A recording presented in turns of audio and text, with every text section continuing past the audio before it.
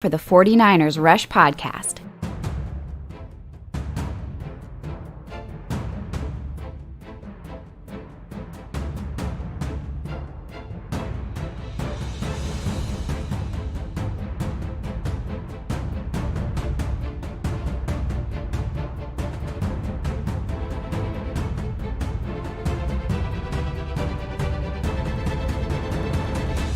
And here's your host, John Chapman.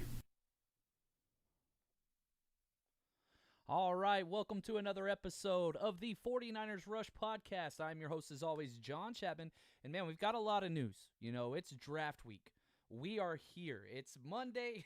The draft takes place in 3 days' time, which I'm so excited about. Now, here's the deal. To add to the building pressure of the week and all the things that's going on, John Lynch held a virtual press conference today and kind of just went over a lot of things, did a little Q&A and all that stuff, and that just ended about 3 minutes ago. So I was hoping to wait till we get that finished to jump on here. We're going to be talking about new 49ers news, which he answered a lot of questions and kind of changed some things that's going on. Then we're going to jump in, and I want to do something a little different in anticipation of the draft. I've done a lot of mock drafts. You know, there's new articles up on NinersRush.com. You can go check those out. But what I wanted to do is go through and pick my two favorite players from each round. And not even necessarily the two best players that I want the 49ers to get. I'm going to pick a quarterback too. But just two players that I think, with where their round value is, stand out and are going to be huge hits for where they're being picked at. So that's what we have on the agenda today. Really, really excited. And again, it's been over a month, really since the Combine, that we've had a true kind of press conference where we can get behind the curtain a little bit with John Lynch in this front office. And one of the best things about John Lynch and Kyle Shanahan, they're not a smoke and mirrors type team. They're just very honest and forthright, and they put out there what they believe and what they want to do. And so we're going to get that today. So we're going to be breaking that down. Now, first, want to say thank you to everybody that is listening for this fun week. Man, we need sports bad right now. So this is great. No matter where you're listening, I do want to say thank you. But the preferred method we're trying to get everybody on is the Hot Mic app. It's available for everybody for free. Use the invite code RUSHESF. Appreciate the people that are joining us here. If you're on YouTube or Periscope or Twitter or wherever, thank you. But you want to make sure you head over to Hot Mic, because we're going to be broadcasting live throughout the draft there and interacting on there. At host Chuck B is going to be joining me. And for the people that do head over to Hot Mic and download the app with our invite code and follow us, we're giving away a free autographed Jimmy Garoppolo jersey Thursday during the first round of the draft, during the first 10 picks. So you definitely want to make that. So thank you guys, everybody that's showing up, and they're over there. So let's jump in quickly to some of this news, and then we'll go back and start to get to some of these questions, okay? First off, earlier today, about an hour and a half ago, it gets leaked out from several different sources, but the first one was David Lombardi. David Lombardi knows what the hell he's talking about, first off. Very credible journalist, but he puts this out there and basically says they are looking to possibly move three prominent players, D. Ford, Quan Alexander, and Jaquiski Tartt. Now, these are new names that have, rumblings perhaps around for some of these guys, especially Quan. One, just because of the price he's paid, and then Drake Greenlaw stepping up to the level we were hoping Quan could be at. That's huge. So Quan Alexander, D. Ford, and Jaquiski Tartt. So let's talk about these three players. And, I prepared a little bit of piece, and I was going through their contracts, hoping to talk to you guys about it. But here's the deal.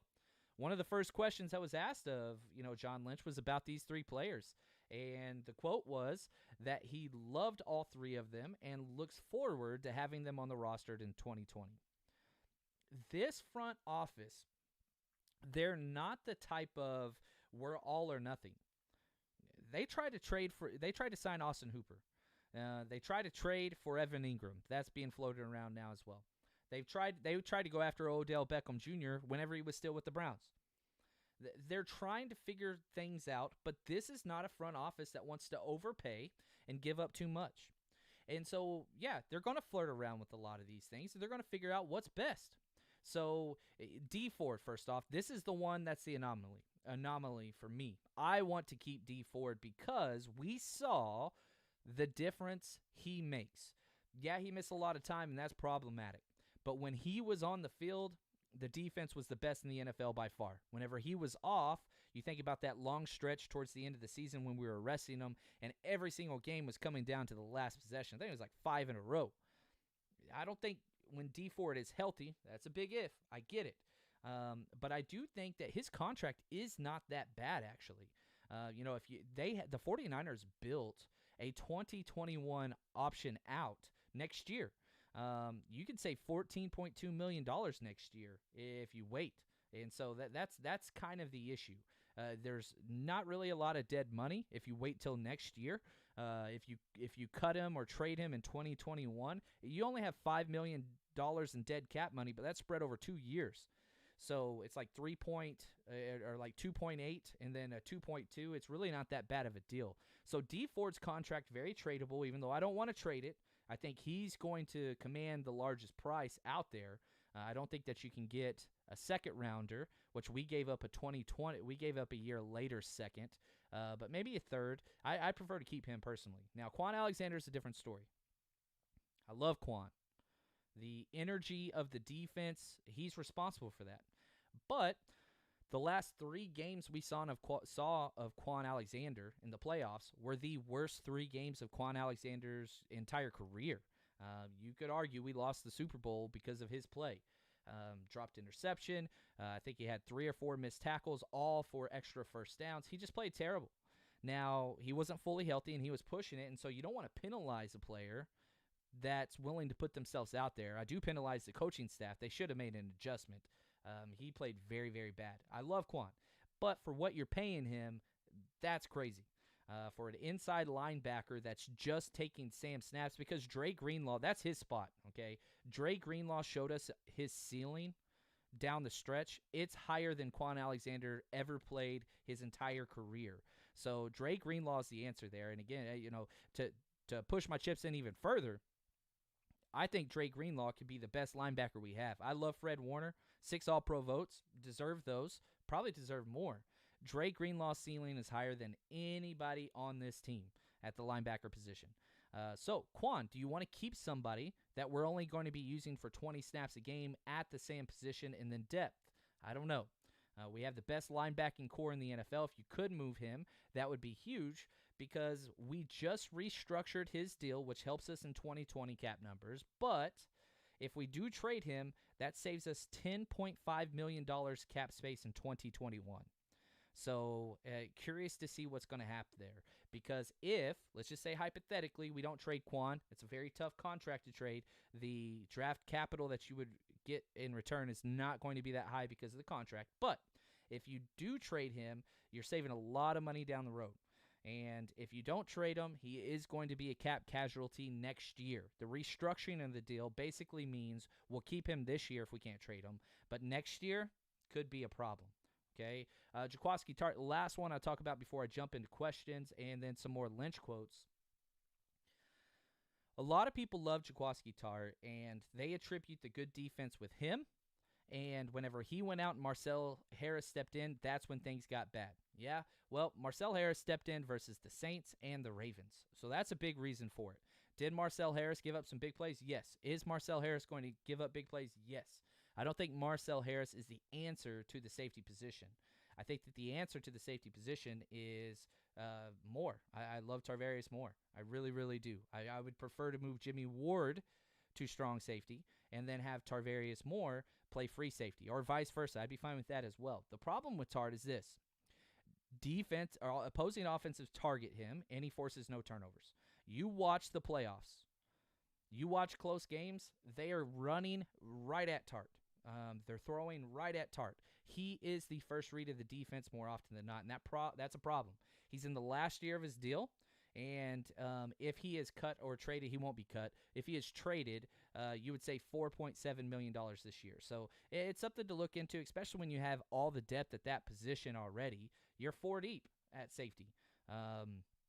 So I don't think that the 49ers are trying to get rid of these players. I don't think that's what it is. I think they're saying, hey, if somebody would like to overpay, then we would be interested in moving them. That's kind of what's at stake here. I doubt any of these guys move. I don't think that's what's going to happen. Now, jumping over on Hot Mic, if you guys want to join us in the chat room over there. First off, Alan King, what's up, man? Appreciate you joining us. All these trade rumors are making you mad also. Yeah, they are. I like the no leaks taking place. You know, we've been through front offices, Alan, that everybody knows what's going on as it's happening in real time behind the scenes. We haven't had that with Kyle Shanahan. We had no clue DeForest Buckner was getting traded, and that was a trade that was 2 months in the works. They started talking a week after the Super Bowl, and it didn't take place till the first day of free agency. You know, that's special because, I'll use the word special, dang it, but that's special because that's a lot of moving parts, and over a long period of time, we heard nothing. So why are we hearing stuff now? Smoke screen, whatever. It's the first week of the draft. You're going to hear a lot of craziness. It's just what's going to happen. Aussie Faithful, what is up? Shout out from the Southern Hemisphere. Love it, man. Anyway, Raul, love it. Please calm down. Everybody's on the trade market. Yeah, it's stressful for sure. And I really don't think we're going to get a lot of movement from those three. If I had to rate what players will be traded and not, I'd say Marquise Goodwin, I'd say Matt Breida, and then it would be a long gap, and then Quan Alexander. I think those would probably be the three if I had to pick. And again, Quan's a huge maybe, but I think Matt Breida and I think also Marquise Goodwin, which Lynch even said, you know, that they've gotten close to accepting 2 separate deals on Marquise Goodwin being traded. So that stuff is interesting to say the least.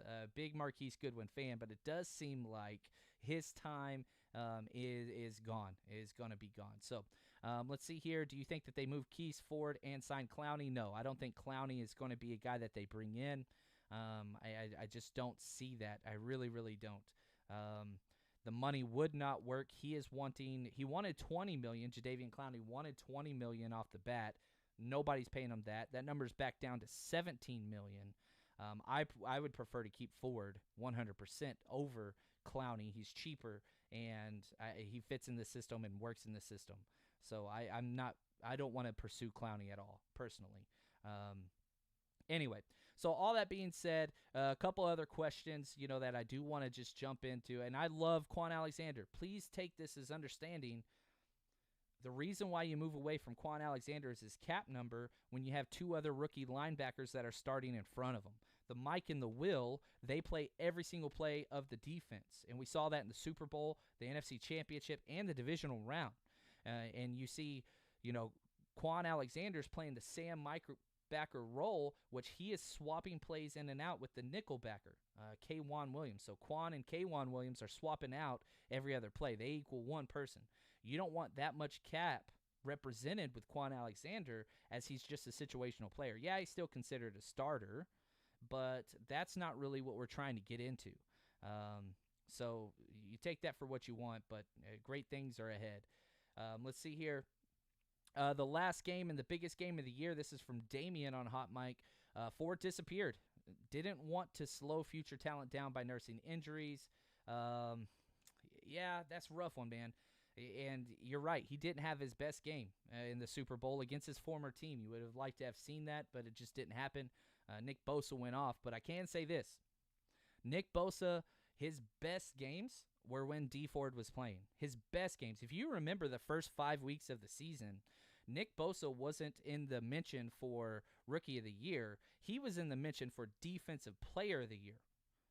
And once that injury went down with D Ford, not that Nick Bosa's play suffered, but teams were able to shift their focus away from and towards Nick Bosa. That's when he started getting double and triple teamed.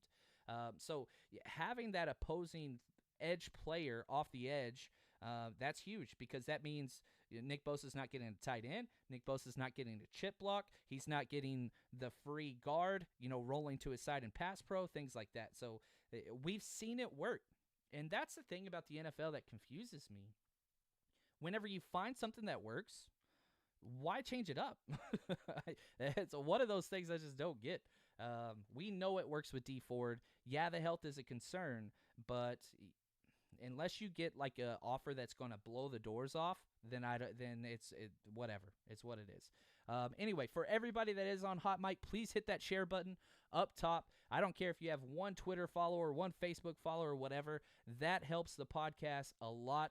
We get judged by the shares that everybody puts out there. So if you don't mind doing that, I would really, really appreciate it. Now, a couple other pieces of information from John Lynch, okay? And I think probably the most significant one is this. They asked John Lynch what it is you're looking for at pick number 13. The 49ers have 2 picks in the first round, pick 13 and pick 31. Now, he came out and said this. He says, currently what we're looking for is, and this is the quote, difference makers that can have an impact now. Now, then he went on to say, they asked him, are you willing to trade back? And he said, yes, we are willing to trade back. John Lynch said that they have 6 players that he and Kyle Shanahan, which is important, he and Kyle Shanahan have agreed on if they are there at 13, they're taking those and it's done. However, if those 6 players are gone, then they're going to trade back. And whenever you look at, exactly what's happening, if we just look at the top 6, well, there's a couple quarterbacks in there, okay? Whether you have Tua or Justin Herbert or Chase Young, whether they're in your top 6 rankings or not, it doesn't matter. They're going to be gone. So just off of my top 10, which you could throw this off, whatever, Isaiah Simmons, Chase Young, Jerry Jeudy, Okudah, Derek Brown, CeeDee Lamb, Tristan Wirfs, those are kind of the guys, if you take the quarterbacks out of it, that are going to fit into your top 6. And not to say that they are consensus top 6 guys, but those are the type of names you want to see. Isaiah Simmons, there's no way he's going to be there. He'll be long gone. Chase Young, he's gone as well. Now we're down to 4, okay? And if that's the case, you're talking Jerry Jeudy, impact player 100%, fits what Kyle Shanahan does on the offensive side. Definitely talent has there. Jeffrey Okudah, cornerback, 100%, scheme fit, system fit, all those things. Derek Brown, that's a huge position of need that we just lost. Another quote that I really, really enjoyed from Lynch is he said, trading DeForest Buckner was the hardest thing I've had to do as a GM. He was a foundational piece is the quote that he used. Well, what if you can replace him with another 3-tech? Is Derek Brown DeForest Buckner? No, he's not. Is Javon Kinlaw DeForest Buckner? No, he is not. But both of them are going to be top echelon interior defensive linemen. So if you're just trying to replace, then I think Brown and Kinlaw are going to be in the conversation. So it's really, really funny with 49ers Twitter too. People either love Brown and hate Kinlaw or love Kinlaw and hate Brown. There's not a lot of people that like both. I'm in the Brown category personally. I do like Kinlaw. I've talked a lot about him on this podcast.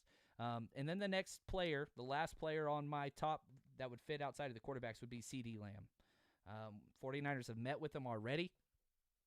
He's not the best route runner, the system he came out of, but you want to talk about, again, difference makers.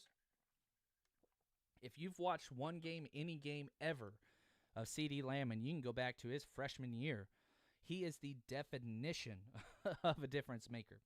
Now, the rumors around the NFL are swirling, talking about teams that want to trade up. The latest rumor is the Kansas City Chiefs want to trade up for Henry Ruggs. So do you put Henry Ruggs in that category? They put a premium on speed, as we have seen, and they can't get enough of those track meet guys, and Henry Ruggs might be the fastest out of everybody. So that's another thing that you want to play into. A couple other things that I will say, John Lynch, the couple quotes that he had, he was asked about Joe Staley, and if there's a chance that Staley might retire, if they've heard anything. And he said that he has not received any information from Staley that makes him think that he will retire. So I don't want to add too much to that. That's just how he responded to the question. I think you take that for what it is. He was also asked about Weston Richburg, center, with his torn patella tendon, which is a rough one. And he said that they are very optimistic that he will be ready by training camp, so we'll just have to wait and see. Nobody's doing physicals right now. So, again, it's a timeline approach, and it's a word-of-mouth approach just with the person himself. That's not a medical approach. And kind of, just shooting around and shooting the breeze with the reporters. He was asked about trading, and John Lynch said this. He said, "We'll trade anything." This is a quote. "We'll trade anything, just not our fifth rounders." Those have been good to us, especially talking about getting Dre Greenlaw and getting, of course, the greatest tight end in human history, George Kittle. So that's kind of where we're at with that. And it kind of ended up with this, and then he gave a tour of his draft quarters and what that looks like. But he was asked, are you trying to win now, or are you trying to move to a place where you can have sustained success long-term as a team? And John Lynch, and I believe this, he says, "I think you can do both." I really do think that's the case. And so that's what they're trying to do. They're not trying to sacrifice future for now, and they're not trying to sacrifice now for future. There's a way that you can move forward together, especially whenever you have a quarterback. And the 49ers have that, and it's a manageable contract.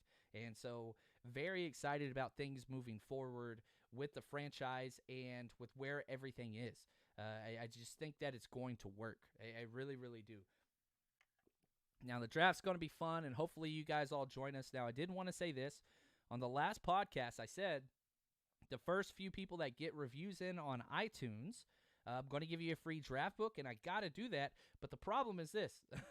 I needed you to leave your email or your Twitter handle. And so people either left their Twitter handle, but their messages are locked, so I can't send them any information to send them the draft book. So the three first winners were Big Bad Bob, Jay Pellison, and Dominique Ski.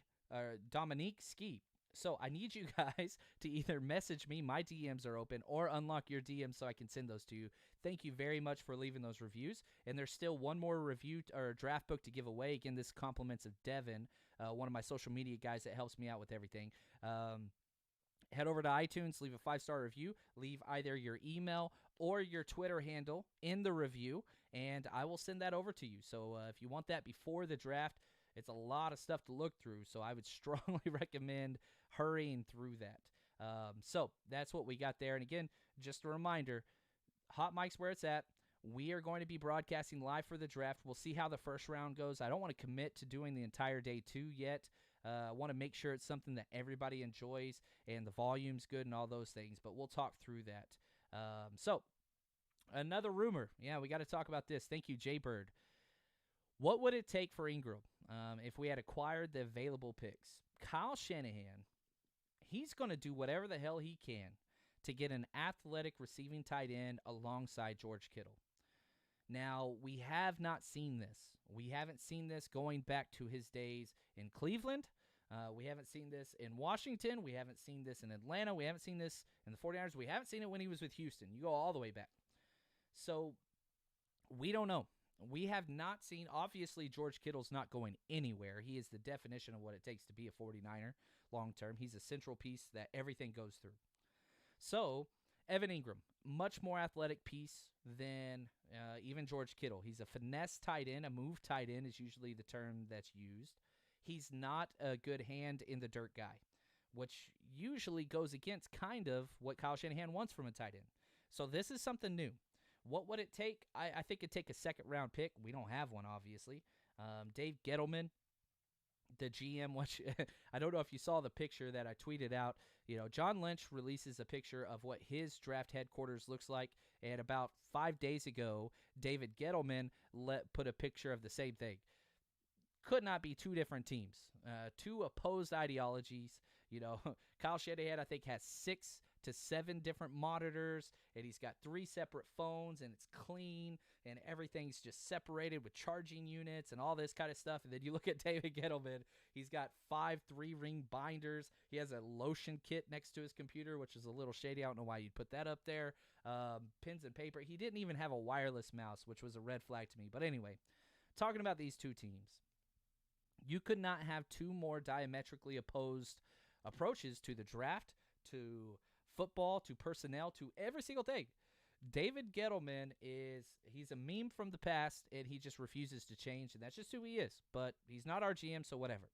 So whenever you're talking about trades between the 49ers, John Lynch, and the New York Giants, David Gettleman, it's interesting. I don't know what it is he would want for that player because he's just weird as hell. He doesn't like to trade, actually. He's not a big trader. Talking about Gettleman there. But my guess is probably second-round value because of the injury status of, Evan Engram. And they took our other tight end, Caden Smith, who we drafted. They like him. He started a lot of games there, and I think they're going to stay with him. So if you could give up perhaps a 2021 second, I would be okay with that. If that's what Kyle Shanahan wants to do, something new and something kind of crazy for, this offense and wants to play around, let him do that. I'd give up a 2021 second rounder. I think that's kind of about what it's going to cost. Now, once you get into adding players like Solomon Thomas or Dante Pettis or, any of the previous players we mentioned, I would swap Jaquiski Tart out for Evan Engram straight up. I think it'd cost more than that, however, but I think that would be good. From AJ, do we have the leadership and veteran presence on defense if we trade away Ford and Alexander? We just traded away an amazing, in Buckner. That's a lot of loss. You're not wrong there, but you're getting a lot of players back. So on the back end, you have Richard Sherman. As long as Richard Sherman's on this defense, even with his play, whatever, even if his play did start to go down, which it hasn't yet, I think that this defense is going to be fine. Because you've got Richard Sherman, who's the vocal whatever. The middle group, the linebacker group, you already have Fred Warner. He's got that on lockdown completely. And then if you look at the defensive line, you have two mainstays, and Eric Armstead, who's not going anywhere for a long time, and and Nick Bosa, who currently, according to Vegas rules, is the number 2 best odds for Defensive Player of the Year. So the defense is going to be fine. Now, is Quan Alexander the voice of the defense? I'd say him and Sherman are currently right now. Ford's not a talker. So Ford is not a big leadership guy or a talker, and he never has been. That's just not who he is. DeForest Buckner wasn't very loud and vocal either. That wasn't part of his game. So I think the locker room's going to be fine. Everybody there wants to win, and it's going to be different, but it's going to be different. So from Alan real quick, what would they say about the 49ers front office if they had traded away good players and good locker room guys? Well, I think if you look at, Alan, I think you're talking about DeForest Buckner here. And let's say this. DeForest Buckner was a good guy. He was a locker room guy, and he epitomized everything that the 49ers represented. Exactly what John Lynch just said. That's why it was so hard. But they couldn't pay him. They couldn't pay him $21 million. They could not. And so I love how they handled that situation.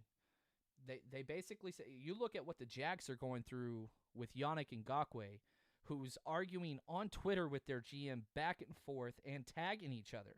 It's hilarious. It's a terrible franchise and a terrible locker room guy going back and forth. Now you look at what happened with DeForest Buckner. DeForest Buckner wanted to get paid top-tier money and be on a contending team. Guess what the 49ers did? They traded him to a contending team that wants to win now and were willing to pay him top-tier money. There's not one person in the 49ers locker room that looks at the DeForest Buckner situation and shakes their head. They say, yeah, they did right by their player. They couldn't pay him. They sent him to a winning place and got him paid. That's positive locker room morale. So if you're a rookie, let's say you're a 5th-round rookie, and you're playing on a super cheap contract as far as NFL standards and making money, okay? Let's say that's what it's going to be. Now, you have to look at the DeForest Buckner situation and say, man, even if these guys can't pay me, they're not going to screw me over. They're not going to send me to wherever that's not going to win. That's not who they are. Now, maybe eventually we'll start to get to see some of those things, but the way in which this front office treated DeForest Buckner is a positive from all access points. There's not a victim or a loser in the situation. DeForest Buckner wins. 49ers win. Colts win. There's a way to do business, and I believe this is true across sports.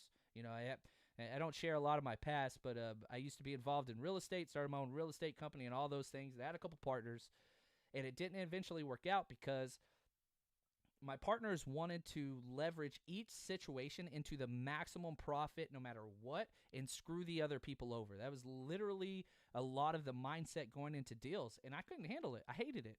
Why do we need to take advantage of other people if we're getting what we want? Why do we have to get all that extra? I just think that's not humanity.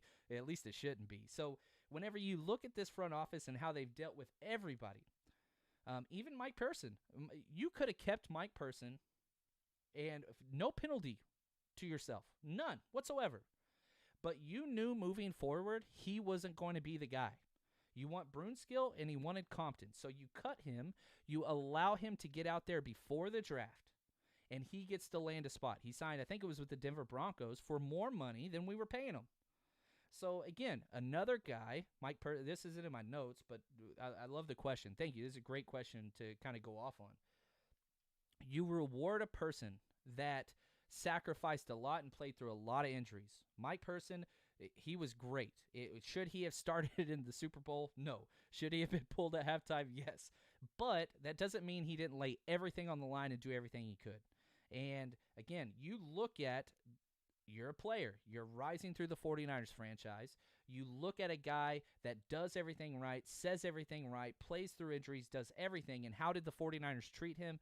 They allow him to go land a spot before the draft. Because, if you look at Mike Person, he might not be a player that's going to start in the NFL after the draft. What if the Broncos signed a guard or drafted a guard early? Then they would say, no, we don't need him. But it's a constant us and them. How do we all win? And I love that. I love that. So take that for what you want. Sorry I got off. I apologize. So I will say this. I'm seeing a comment that the audio is a little low. That's on me.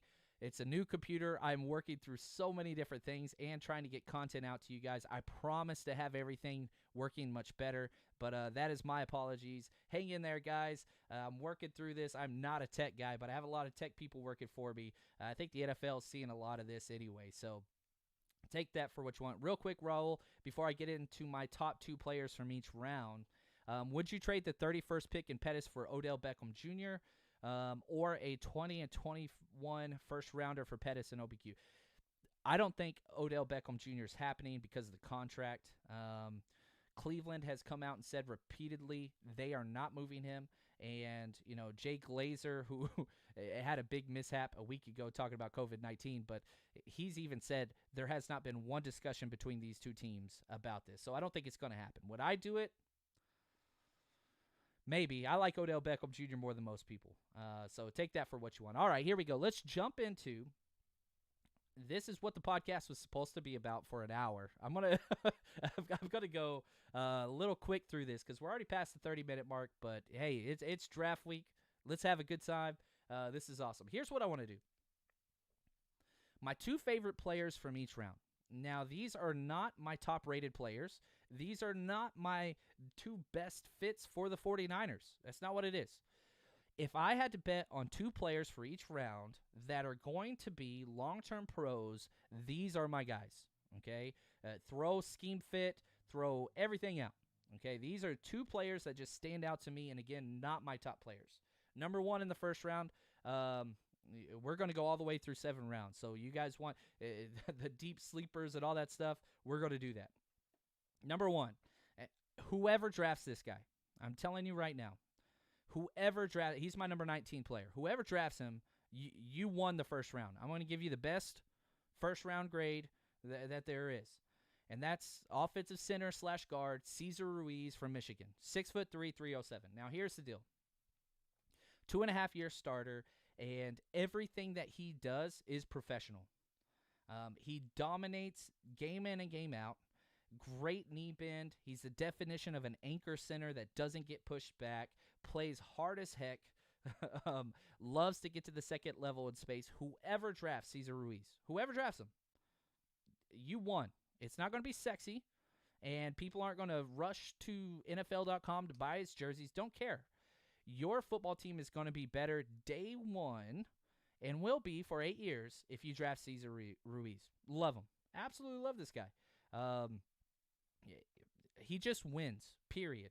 One-on-one matchups consistently. I love this guy. Now, my second pick, this has nothing to do with the 49ers, but I got to talk about this guy because I haven't been able to with you guys lately. That's Tua Tagovailoa. I love this kid. I'm very thankful the 49ers don't need a quarterback, and I don't think that the 49ers should draft Tua if he was available at 13. I don't think you should draft Tua if he's available at 31. I love the 49ers quarterback situation, but from an NFL draft analyst perspective or whatever, Tua has it. Accuracy and vision in the NFL are two things that make winners. You look at the best quarterbacks all across, or the most winning quarterbacks, whatever. I don't care. Call it whatever you want. They're going to have one of two things: accuracy and vision. Drew Brees, Tom Brady, Aaron Rodgers. Go down the list. You look at the quarterbacks that do not have sustained success, or you mean Jameis Winston, Marcus Mariota's, fill in the blank, whatever.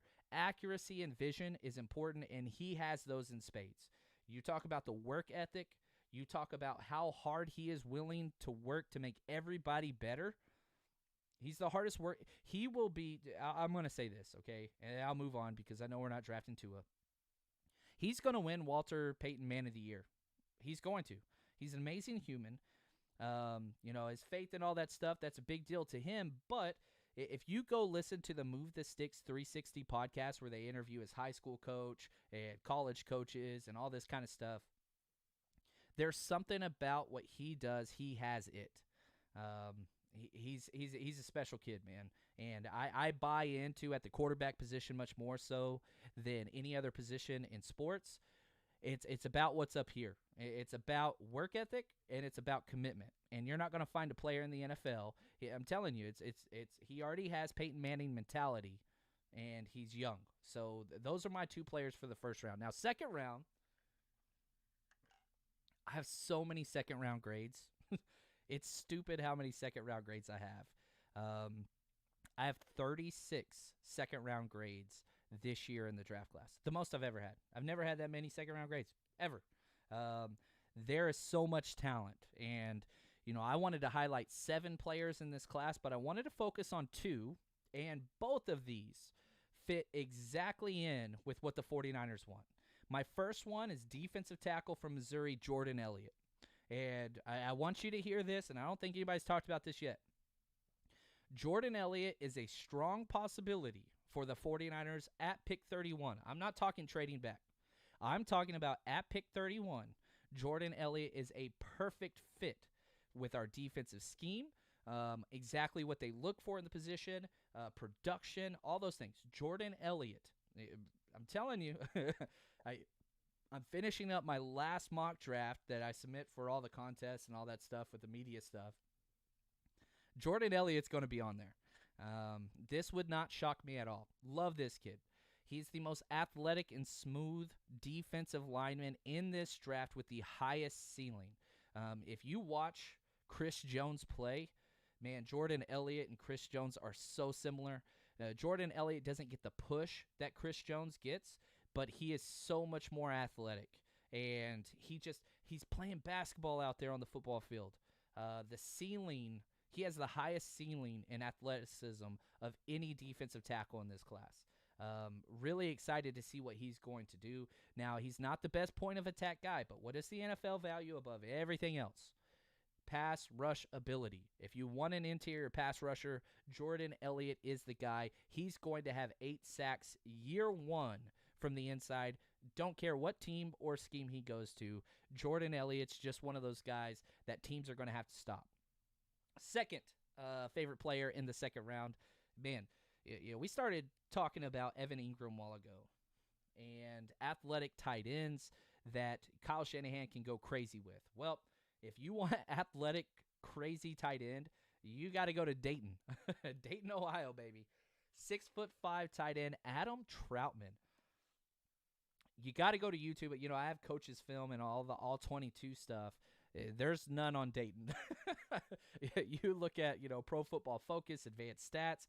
There's none on Dayton. You got to dig deep. You got to go into the dark circles of the web and find some of this stuff. There is some stuff on YouTube. So if you get bored today and you want to get excited, just type in Adam Troutman versus, okay? Don't type in Adam Troutman highlights. That you're doing yourself a disservice. Highlights are a joke. Game film is everything. Adam Troutman versus, and just watch. You're going to see, if you guys watch The Last Dance, it reminds you of Scottie Pippen playing at Central Arkansas. That's what it looks like, because he's bigger, he's faster, he's stronger, he wants it more than everybody else out there, and it looks like they're playing on a middle school soccer field. Circus catch extraordinaire. And that's the one thing that, you watch these small school players, and anytime you get a small school player, you have to say, okay, is this just because they're playing against lower level competition? And you try to figure all those things out. But then you look at his athletic profile, everything checks out. Ran a 4.8 40 at 255. Has no bad weight on him. Dude looks jacked. Looks like he could lose weight, which would lose muscle, or it looks like he could gain weight. But he's huge. 34.5-inch vertical at 255. The guy, 6.78 3-cone at the combine. There is not a coach in the NFL that cares more about 3-cone testing time than Kyle Shanahan. Troutman ran a 6.78. Debo was right at 7 seconds. He is shiftier at 255 than Debo is. This guy, I'm telling you right now. Now, the problem is he's going to go early second round. My comp for him is Dallas Goedert. I really do think who was the second-rated tight end according to Pro Football Focus this year, behind only George Kittle. But I'm telling you right now, Adam Troutman, he's fun, guys. You want some entertainment value, please go check that out. Now, before we jump to rounds 3, 4, 5, 6, and 7, which I'm going to pick up the pace on just a little bit, I do want to say very thankful for our sponsor today, betonline.ag. They have been supporting us and Blue Wire Podcast for a while. These guys are awesome. Now, here's the deal. There's not a lot of betting going on. There is some betting with the draft stuff going on and all that stuff. But here's the deal. Our exclusive partner, betonline.ag, still has hundreds of events, games, props to wager on. Online casino, poker, blackjack, they got it all. They bring Vegas to you. You want to bet NFL? Guess what? You can bet live daily on Madden NFL 20 simulations. You can bet on the games. You can bet on the games. You still bet on Survivor, Big Brother, American Idol, stock prices, all that kind of stuff. Open 24 hours a day and all online. Use promo code BLUEWIRE to join today and receive your welcome bonus. So again, betonline.ag, your online wagering solution. Thank you guys for your support of the podcast.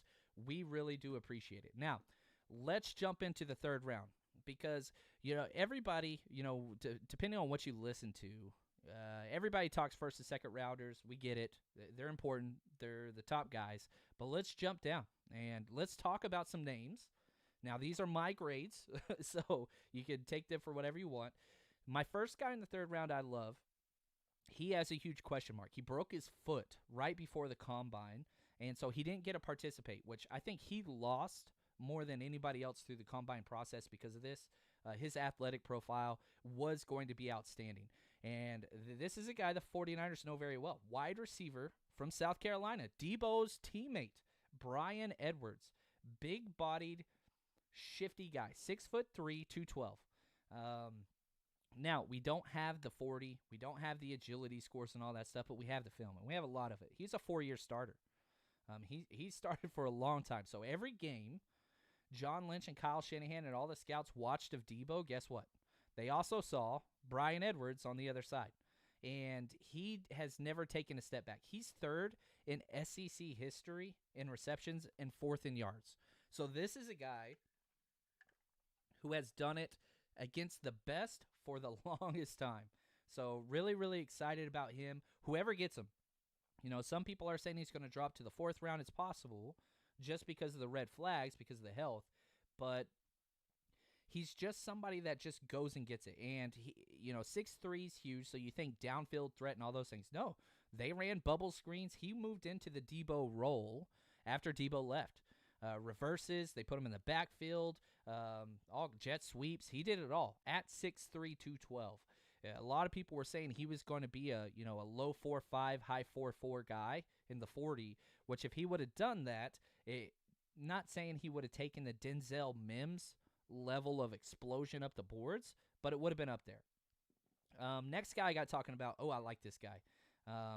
And if you want him, you're going to have to take him around here. This is huge, and 6'8", 308 pounds, South Carolina State offensive tackle Alex Taylor.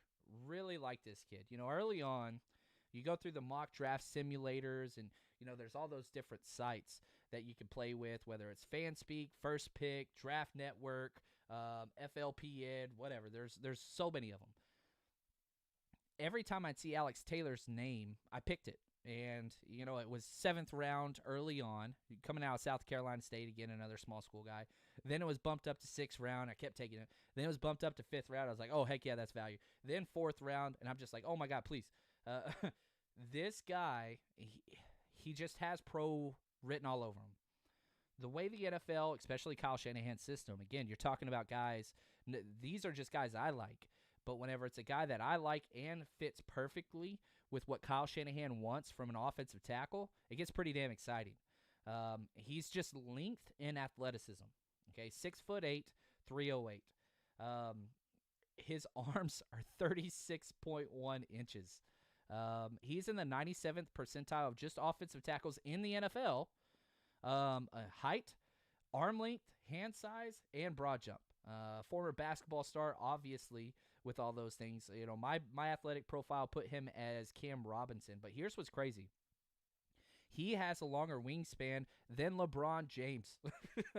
So if you're just looking from a standpoint of length on the edge, that's going to be a developmental type player that you could sit for a year or two behind Staley. I know a lot of people are saying that if one of the top offensive tackles falls, the 49ers could get him, and that's a possibility. It really is. But let's say the 49ers don't go O-line early. They're getting a tackle in this class. I'd bet anything on it. Alex Taylor's going to be on the list. Not saying they're going to draft him, but it just makes so much sense. Developmental guy again, level of competition, but all of the things that you want from a tackle, he has them in spades. He has them all. So that's Alex Taylor in the 3rd round. Now let's jump to the 4th round. I like these two guys, two secondary guys, and this is my number 113 and 114 player. I have them back-to-back. A.J. Green, cornerback out of Oklahoma State. I'm a Big 12 guy. I'm a Longhorn guy, and this guy's been playing for a long time, 3-year starter at Oklahoma State. Now, he goes out. He didn't have a good combine. He's a 6'1 corner with long arms, and he ran a 4.62. Now, he had his pro day, and now hold on. I understand what you're going to say. Yeah, he did better at his pro day, but the one thing that Oklahoma State did that other people didn't do is they had digital timers, official track timers at their pro day. So he increased that to a 4.49. Okay, still not elite, but good enough to get into the program. And that's not a hand time. That is an official timing system used for track meets. So, A.J. Green would not have been on this list despite that. He is one of the few people that got lucky to have his pro day after the fact or before everything went crazy. This was right as all the crap was hitting the fan with COVID-19. So you go back to A.J. Green. Again, one of those guys that has a perfect mentality and metrics for a cover 3 corner. He played a lot of man where he just had to be manned up against CeeDee Lamb, freaking 3 years in a row. That's going to be problematic. And, yeah, he got burnt a lot. But he was guarding the best player, play in, play out, in the Big 12 on a terrible defense. So I love the way that this kid operated, never complained, never did anything, just showed up and did everything that he needed to do. 6 interceptions, 21 passes defense. I think his best football is ahead of him because if you put this kid, A.J. Green, on a good defense, one that's going to generate pressure, he's going to be able to get turnovers because his athletic profile and his length and the way he plays the ball is special. Really, really like this guy. Now, last one in the 4th round. This is Cameron Curl, safety out of Arkansas. Now, the 49ers have had a visit with him. Now, this is a guy that has a red flag, okay? So he was suspended for an entire year because of, whatever. All we could go by is what I looked at the police report. I looked into the final judge's ruling. I looked into the drop charges, looked at all this stuff. He's got a red flag, having a mishap with some cheerleaders. If you want to look into it, whatever, had to do with pictures and a cheerleader. So I'll leave it at that. However, everything has been completely cleared and dropped. He was admitted back into the program and responded very well. I think a big reason why the 49ers met with him, and a lot of other people will meet with him, is because the play on the field matches. And again, the 49ers know about him because of a teammate, Dre Greenlaw, Arkansas. They've been going through Dre Greenlaw's film, and so that's why Cameron Curl is on their radar. He's played one season as an outside corner, one season as a slot corner, so he can cover really, really well, and one season as a box safety. This is another player that could step into that Jaquiski chart role. There is a red flag there, though. He probably would have been a fourth,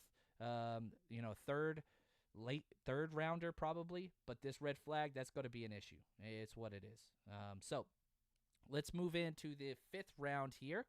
Let's go through these guys. Darrington Evans, another guy the 49ers had in. Appalachian State running back, shifty, second fastest time at the combine from the running back position, ran a 4.41. He just disappears, his speed. He perfect zone guy, perfect third down running back. Think Jerick McKinnon, very similar to who he is. Another guy like Quintez Cephas, Wisconsin wide receiver, 6'1", 202. Bigger bodied guy, better football player than he was a wide receiver. You talk about Jeff Okudah, the top corner. They asked him who the toughest player he played against was. Quintez Cephas. He said without hesitation every year. Now we're into red flag territory. Accused of an assault, was completely acquitted. Welcome back into the program, all that stuff. That's where we are. That's the type of players that you're getting in this if you're drafting for ceiling. You do with that what you will. Again, read through the court stuff and all the stuff that happened there. Acquitted happened. Whatever. I don't want to talk more about that. 6th round, Jared Pickney. Tight end out of Vanderbilt, 6'4", 257. If you want to go with your blocking tight end, this is your guy. He's a tank. 4-year starter in the SEC, and he's just a beast. He's a big dude. He can catch. He's not shifty at all. Again, he's just a giant tank. Think Rhett Ellison type.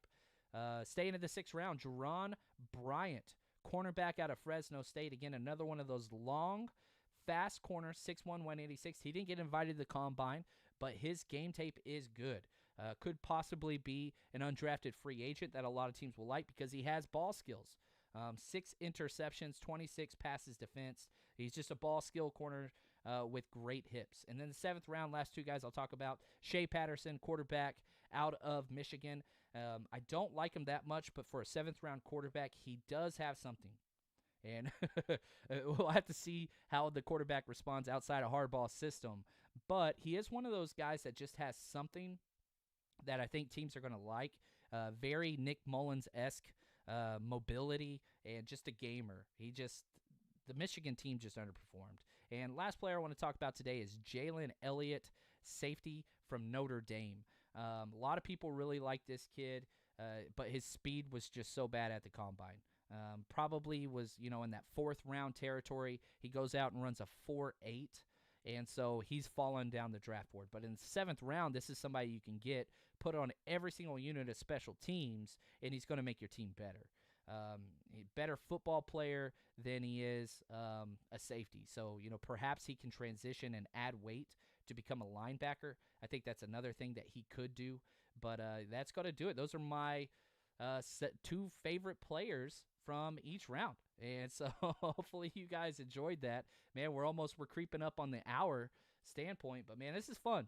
And, I'm going to be jumping off here soon, and I'll say this. You got to join us for the draft. We put a lot of time into this, and it's going to be a good production, and I want it to constantly be about the 49ers. So we got a whole first round in several hours. On the Hot Mic app, come join us. It's going to be a 49er-centric. We're going to be covering all the things about it, And yeah, I want this to be a blast for you guys. Plus the jersey. You got to come for the Jimmy Garoppolo jersey, right? Man, that thing's $555. We're giving it away for free because we're stupid, but it's who we are. Anyway, love you guys. Hopefully you guys enjoyed the broadcast. And, man, I'll throw something together probably Wednesday. Tomorrow I'll be taking off, but Wednesday will be my final predictions for the NFL draft and any new news or rumblings, but I don't think we're going to get a lot more than we already have. Pay attention to a couple things, especially my Twitter family. Make sure it's the right account. Don't get got. I finished watching The Wire about a week ago. Don't get got. Fake accounts. Pay attention to what's out there. Double check the sources. See what else is out there. Don't overreact. But if you have questions, as always, man, hit me up on Twitter at JL_Chapman. I'm always there for you guys. And just want to say thanks for all the support. So, as always, guys, 3 more days. Stay strong, faithful.